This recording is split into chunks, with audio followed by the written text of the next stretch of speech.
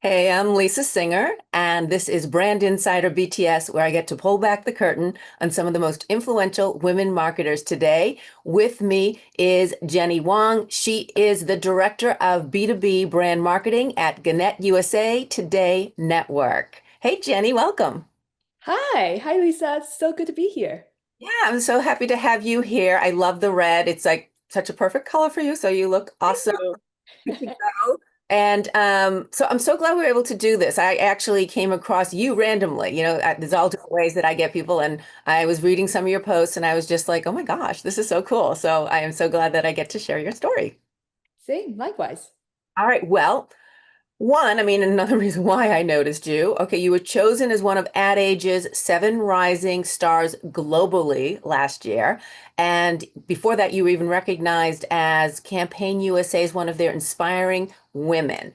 So, I mean, you obviously have all these accolades. Your position is amazing. Yet on LinkedIn, you posted that you were considered a dark horse when you were growing up.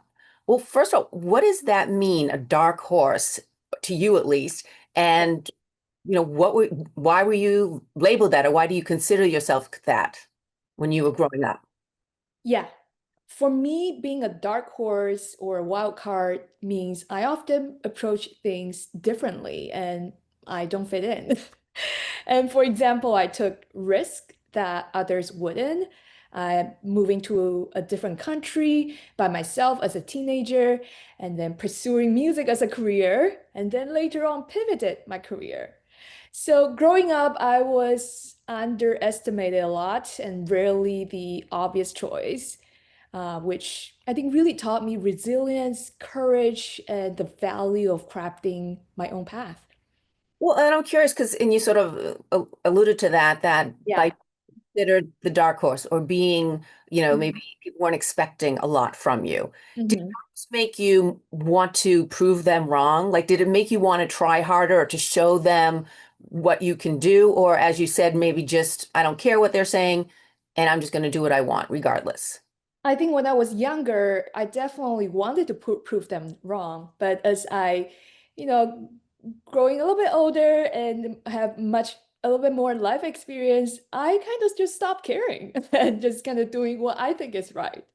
Yeah. Well, and I think also when people have their daughters or, their children, and they see maybe some of them aren't quite fitting into the group. There's always that popular group, Yeah, and people can kind of, they get concerned, or do I yeah, need to get them playing baseball or doing whatever it is?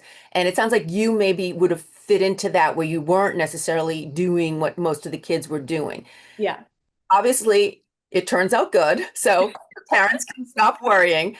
But how were you? Because when you said you moved here by yourself as a teenager. So talk Yeah. about how you had the courage to do that before we even get into then later what your career would become. So to backtrack a little bit, I actually grew up in a small town in China.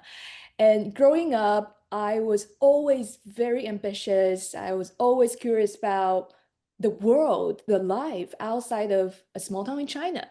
So that made me not fitting in and made me different. So when I was 16, I told my parents I wanted to move to the US to actually explore the world. And after some convincing, I my parents said yes, and I moved to the US when I was 16 and to pursue music. Wow, that's amazing. I mean, I give courage to your parents, or it's just to be able to let your 16-year-old go to another country, never mind going to the store by them, So like, The fact that they have never visited the US and just sent me their only daughter to the US, I think it also shows a lot of courage from my parents as well. hey, for both, for your parents and for Yeah, yourself. yeah. You wanted to pursue a music career. Okay, so that was your initial goal coming to the US. So talk about that and, the path there. I mean, there must have been so many challenges initially that you faced. Yeah, I mean, when I first moved to US, obviously the first biggest challenge was language.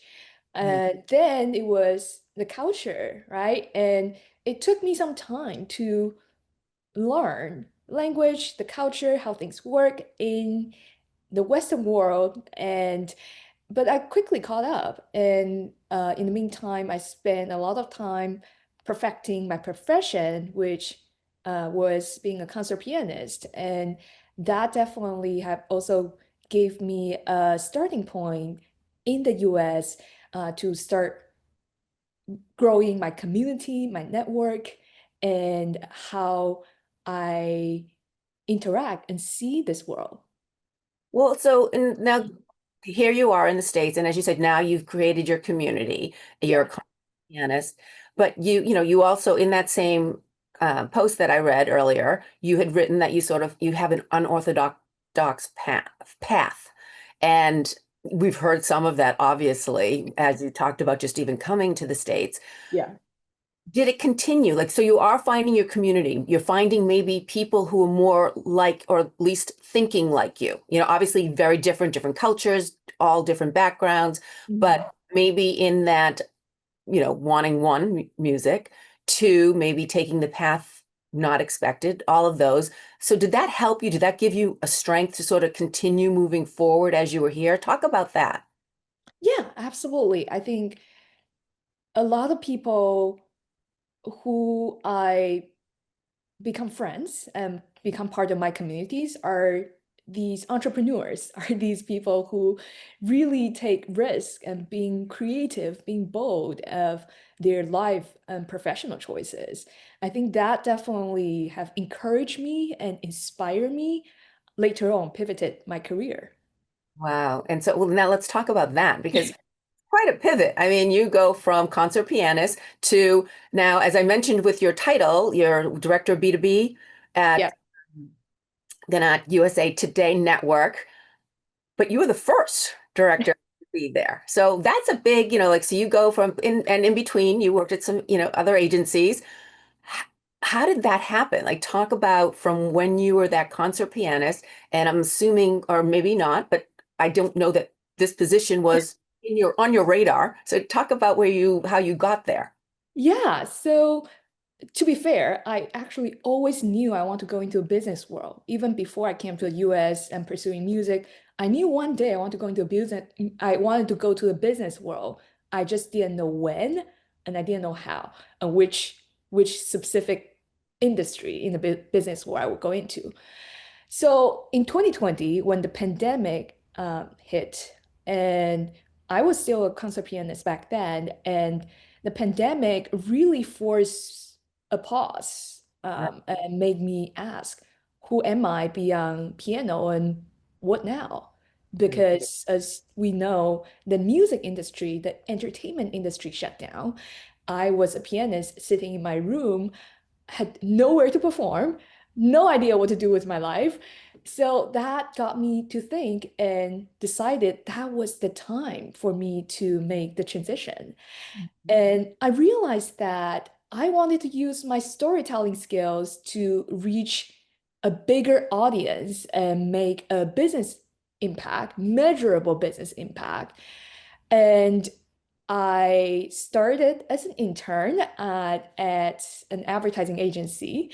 And in my 2 years there, I was promoted multiple times and created award-winning work for multiple Fortune 500 brands and won Cannes Lions Awards and was also named Campaign US Inspiring Woman. And a opportunity from USA Today occurred. And that's when I decided I wanted to take this big leap and to come to this one of the most recognized brands, media brands in the US, and became their first ever director of B2B brand marketing. Wow. And I think yes, you chose at that time, you weren't playing, obviously things kind of came to a standstill. So you had to sort of, had to pivot. Yeah. And you knew business was what you wanted. Marketing was where you were obviously what you were seeing you could do the most, or the best use of your skills. Yeah. But someone's starting out, okay? Because it's not, I mean, even just getting that internship is difficult, but then moving along the lines the way you have. what do you credit that to? Like, what would you, if I'm just, you're talking with someone just graduating or wanting to change their music career or whatever it may be, and they want to get to a Yeah. position like yourself to succeed the way you have. What's the big advice? What's that really one piece of advice that you would give them? I again credit it back to my community. I have been very intentional building my personal board of directors since my early days as a pianist. And I had a very diverse group of personal board of directors, all came from different backgrounds, different industries, different seniorities, all brings in different skill set, different perspectives. So what turns out was one of my mentors who actually work in advertising and recommended me, which ended up leading to my first internship in advertising, and that's how I got my foot in. Otherwise, it would have been really difficult, and as I put my resume out there and I didn't hear back at all. I put in hundreds of applications out there, didn't hear anything back because think about it, why would anyone hire a concert pianist with zero business background?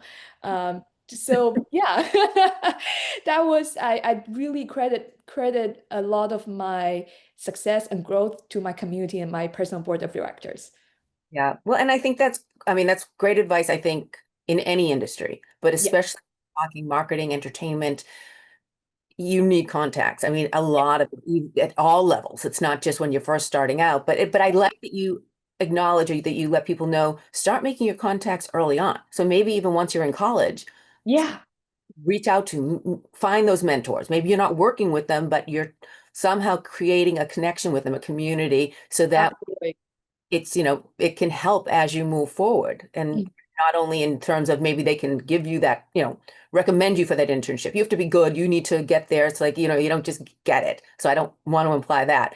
But Yeah, also just down the line, the value they can teach, like what you're teaching now, what you would tell maybe someone coming up and that kind of thing. So it's just yeah. from everyone. I I can, think it's yeah, I just want to quickly add one more thing. Just I think it's really about providing values to also providing values it on both ways, right? So to your mentors, you also should be providing values to them, and really building genuine, authentic relationships, not as because all these mentors and communities I have, they all have been with me for over a decade now. So that I I love building long-term relationships with people and allowing them to be part of my journey. And I also have the opportunity to be part of their journey and to supporting them along the way. yeah, no, and as you said, I think that it's a give and take for both, not Yeah. only as you move down the line, but even Yeah.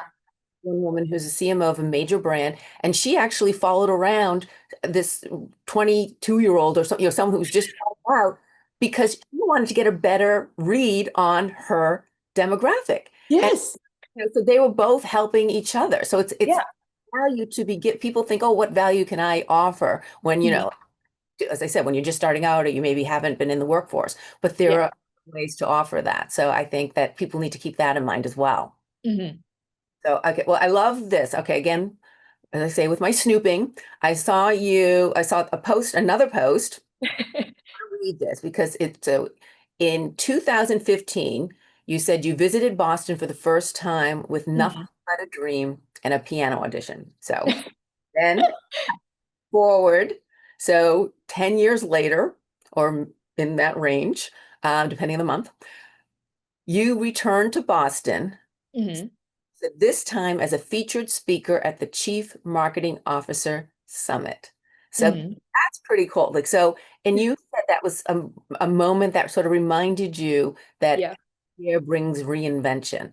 So Mhm. talk about that. I mean, even if, we sort of discussed why you reinvented from concert pianist to marketer. But do you find that every year, even because you've been a marketer for a number of years now, Yeah. how have you evolved, do you think, the most? Or even just talking in the last say from 10 years ago to today, what were you 10 years ago? And then who are you today? Or not 10 years ago, I'm sorry, that's what we were talking about. Say 2 years ago. Because well, you said decade. So I'm going really off on a tangent here. What does that mean to you, the reinvention? Let's just make it simple. I think reinvention is really continuously being curious and continuously grow as a person, as a professional, and continuously learning from others in the industry and outside of the industry. So I think the key here is really to stay curious and stay with the curve of where our society is heading to and where the next opportunity you could reinvent yourself to leverage all your skill sets, your experience, your background to create something even more impactful, even it has bigger impact to our world and to the business world. And I think it's also about continuously discovering your full potential. Mhm. Well, and it's also, and certainly you're a perfect case in point. Don't limit yourself to what you are right now, what you are today. Yeah. If you did, you'd just be continuing looking in the music industry, and you would never have seen yourself, whether you had those aspirations or not, you might have just put yourself in that little box. Yeah. What challenge, what was the biggest challenge? I mean, you actually, as you said, you had a mentor that helped you get to at least get your foot in the door. But has there been a challenge throughout your career that you maybe were, can I get through this? Like, what was that biggest challenge and how did you get through it?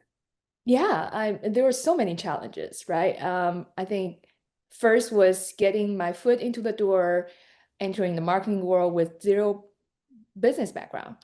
And then it was navigating the corporate America with zero guideline. I it's I was joking with my friend saying that my experience navigating corporate America is almost as hard as when I first moved to the US. It's like learning a new language, Yeah. learning the culture, and learning how the game is being played. So I think navigating corporate America, it was pretty much like, moving from China to the US in many similar ways. And I think the way I kind of figured it out was obviously being very observant, always being a good listener and try to be involved with as many projects as possible in early on in my career and try to talk to and meet as many people as you can in the company, inside your organization, trying to that will help you quickly understand the culture of the company and the power dynamics and some of the opportunities that could that you could leverage your skill sets and your background to better your team and to help elevate the company. Yeah. And well, I mean, and just in the sense of, I was starting to say, Mhm. fact that you were able to, as a teenager, come to another country that you didn't speak the language or know the culture, right there. If you can do that, I would think in your head you might be like, well, I can pretty much get through anything. I mean, did that sort of like that's resilience? A lot of people Yeah. don't have that. It's courage. What do you credit that most with? Like in terms of your like you're not just born that way, or maybe you were. I mean, how do you credit having that kind of courage and being able to get through it? I think, yes, I think here's the thing. The more challenges you are able to conquer, the more confident you get. And the more you believe that you will be able to conquer the next challenge, regardless how big and how difficult it is. And I think I credit a lot with my early days, first being a pianist. I started playing the piano when I was very young, and I started performing when I was 7, 8.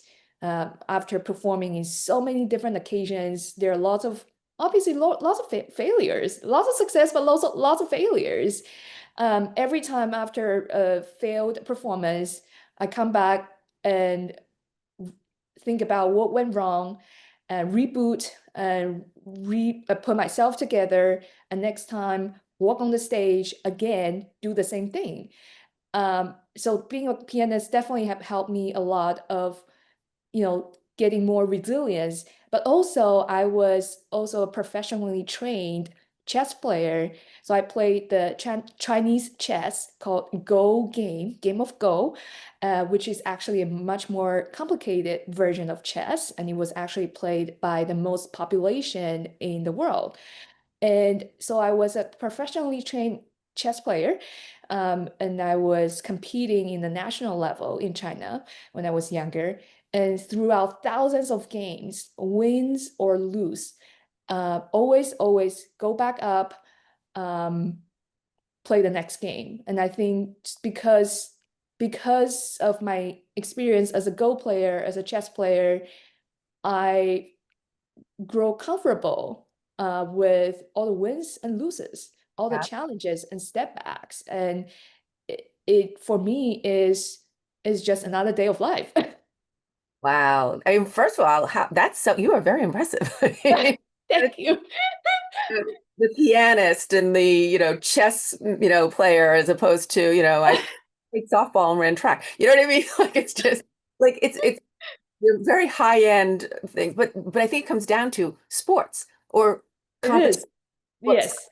or something, even if it's not a competition, something you feel good about, that you can work towards a goal Mm. and get accolades for Yeah, and get, okay, maybe we got to do this different. But I think all of those as a child is what then helps you become who you are today and take those chances and be more resilient and absolutely.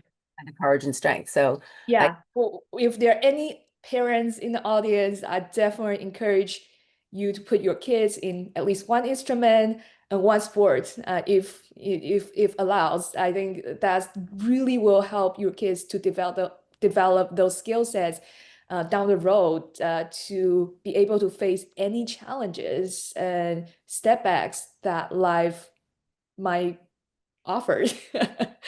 completely agree. I always go back to that. And so many women like yourself that I speak with, there's something in their background that has, I think there was even a study that a lot of women at really senior level Yeah, executives all had some sort of sport in their background or a competitive, not hobby, but yeah. activity. So, all right. So now I have to say we're going to go switch it over a little bit to just the marketing industry in general. And I know that you were a judge for the Association of National Advertisers, ANA, and Mhm, it's for their, let me read it correctly, for the Multicultural and Inclusive Marketing Excellence Awards. mhm. So you said there were a lot of great things that you saw there. But the one thing that's still, like you were saying, like multicultural is important, that people are acknowledging that, they're acknowledging that it's business, that it's a critical part of business. But the problem that you're seeing, or maybe where there still needs to be work, so maybe not problem, but where there still needs to be work, you said authentic storytelling is still a work in progress. So why? What were you seeing, or what are you seeing that you need to see more of? Yeah. So many brands All are right. still treating multicultural marketing as a box to check rather than a lived reality, which is over 50% of the American population will be multicultural by 2050. And what that means is brands need to learn how to connect with multicultural consumers. And based on what I've seen as a judge at the ANA Multicultural Excellence Award, what's needed was number one, diverse creators and strategies who need to be part of the decision-making process. And in the early, like creative briefing, um, we need these diverse creators and strategies because they understand not just the language, but also the cultural nuance that only certain communities will understand. So that's number one. And number two is long-term commitment to multiculturals from brands. Like not just one-off campaigns that you think you put in one time, you can connect with the consumers. These consumers are smart. They could tell if this is just a stunt or it's a long-term commitment from the brand who actually stands behind their communities and these multicultural populations. So yeah, these are some of the insights and the suggestions I would offer to some of the brands out there are trying to connect with the multicultural communities. So bring in more people who are multicultural. Like bring in people who maybe it's a different demo, maybe Mhm. it's culture, different ethnicity. I mean, Yeah. whatever it may be, Yeah. have your workforce be basically mirrored from the real world. You know, Yes, absolutely. then you're getting authentic decision making, authentic storytelling coming from these creatives. Yeah. But and also I mean I think we all know when we see, and I think it backfires when some brands just kind of do, as you said, that one and done. I think it maybe they used to be able to get away with it, but I do think the public is getting on them now. I think at least you're hearing more of it that, For that's, sure. trust you if you're going to be like that. So For no, sure. but I always, I mean, I hear from so many women like yourself, and if just more agencies, more brands brought in people of all different cultures, it's just, it's not about just the culture. There are plenty of people who know their stuff, and but also know, they live whatever is their truth, and Mhm. that definitely shared. So I completely agree with that. I'm curious, what do people get wrong about you when they first meet you? Maybe they think something and then they realize, oh, wait, you're not like that. I think people think I'm very outgoing, very social, which is partially true. But I'm actually a homebody, and I was super shy and super introverted when I was younger.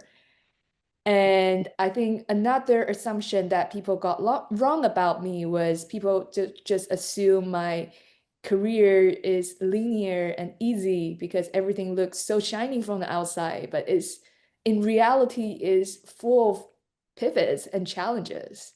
Yeah. Well, and I think people, especially when someone's successful, people can Mhm. look at that one and think maybe they had it easy. But the Yeah. fact is, those challenges. Now, and even those who took those challenges and it always went smoothly, they still took those challenges. Like I don't, Yeah. you can't just say, oh, it's an easy ride ever. But also just hearing you, you obviously went through your own set of challenges to get to where you are today. But I'm surprised, like being shy. Were you shy even when you first came to the States? Well, I was very shy and introverted when I was kindergarten and when I was in elementary school. But I think, again, being a pianist and always performing really kind of brought me out of my shell and kind of forced me to socialize and entertain, learn how to entertain, how to socialize with people. And I think now being a much more outgoing and socialized person, it definitely had lots of advantage and helped me, especially with my professional life. Oh, I'm sure. All right, so final question. I want to go to, because Gannett's mission it Uh-huh. empowers communities to thrive. Okay, so I want to ask you, where do you thrive? Not in business, but personally. What's your happy place? Yeah, music, of course. I always go back to music. It's always going to be my happy place and who I am. But outside of that, I also love cooking. I love exercising. I love meditation. And if time allows, I also love to travel. I think all of these things help me recharge and sparks creativity. Yeah, well, it's definitely something's working. So, what do you before we go? What do you cook? I love cooking, well, obviously Asian food, but also Mediterranean food and kind of exploring different cuisines and fusions. I love to, be creative in the kitchen. Makes sense since you like to be creative and everything else you do. So, Jenny, thank you so much. It was such a pleasure talking with you. Thank you so much, Lisa. This was great. I'm glad you enjoyed it. And thank you for watching. And please, if you know any woman who is fantastic like Jenny, let me know and I will do my best to tell her story. Okay. Thanks, Jenny, again. Thanks.